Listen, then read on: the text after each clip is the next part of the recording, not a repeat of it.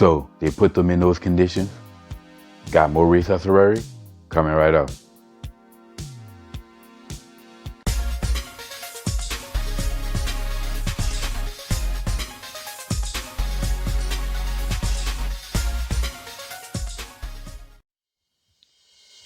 What's up, y'all? Welcome back to Common Sense, Logic, and Reason. And as always, I want to say thank y'all for joining me today. So they put them in those conditions.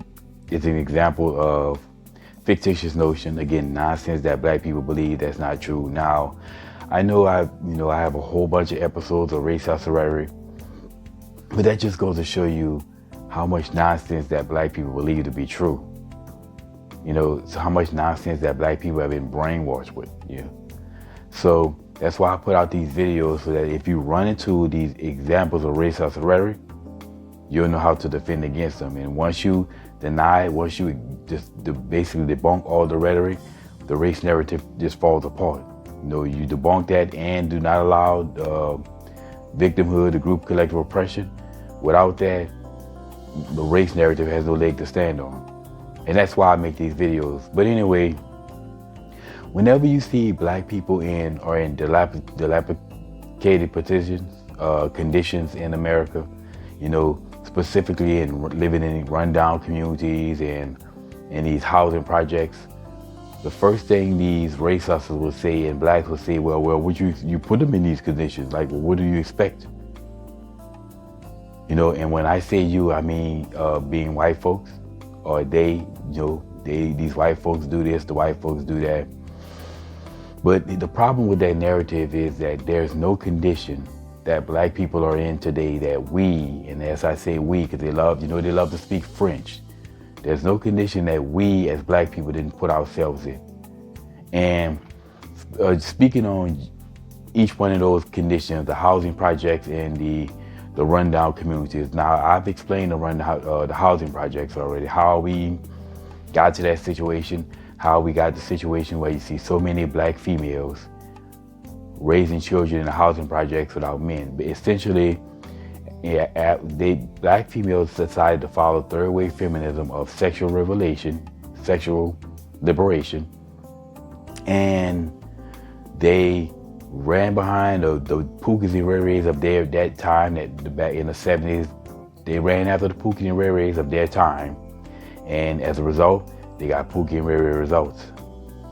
They then needed provision, because usually when that happens, a female had consequences for the female. She would have no provisions for a man. So the government came in and to be that man and gave these black females a provision and a housing, and now they no longer there was no consequences for their behavior. So if there's no consequences for your behavior, you don't have to stop the behavior. So now then we had all of these black females who had all of their needs met, housing, food, and whatever their needs met. They didn't have to be responsible. Anytime you have people who don't have to be responsible and have all of their needs taken care of, women raising children together, that's a dangerous combination. And that's the origins of the hoods and the housing projects that we know today, or at least the housing projects. Then the rundown communities, they're basically a product of the same victimhood mentality. And if you look at a lot of these rundown communities where you see boarded up homes, people have abandoned cars or broken down cars in their yards, you got a lot of people don't cut their yards, all these things bring down the property value. Most of these neighborhoods used to be decent neighborhoods until the victimhood mentality set in. And that same mentality that was born in the housing projects of not having to be responsible for yourself, where it filtered over into these communities where women, they may have not been living in housing projects, but they were still being taken care of by the government.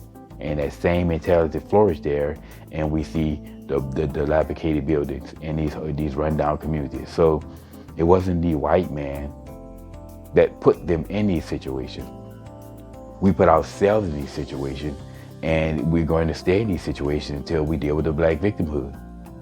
There's nothing that any of these race hustlers can say about the white man, nothing that they're going to say and do about white folks and racism, this racism, that is going to change that, because none of that nonsense is going to get rid of the ghetto mentality. It's not going to get rid of victimhood. It's just going to perpetuate victimhood. And they can talk about this stuff wanting to care about the black community all they want, but they're doing nothing to fix it. Okay, building a school is not going to eradicate the ghetto mentality, remove the ghetto mentality. Only thing that's going to do that is holding black people accountable and fixing the real problem in the black community. Something that the race hustlers don't want to do because they profit off of race. Regardless though, black people were not put in any conditions that we didn't put ourselves in. So if you hear any of these race hustlers with this nonsense talk about how, well, they put them in these conditions, well, now you know, and knowing it's half the battle, and it's always y'all. Until next time.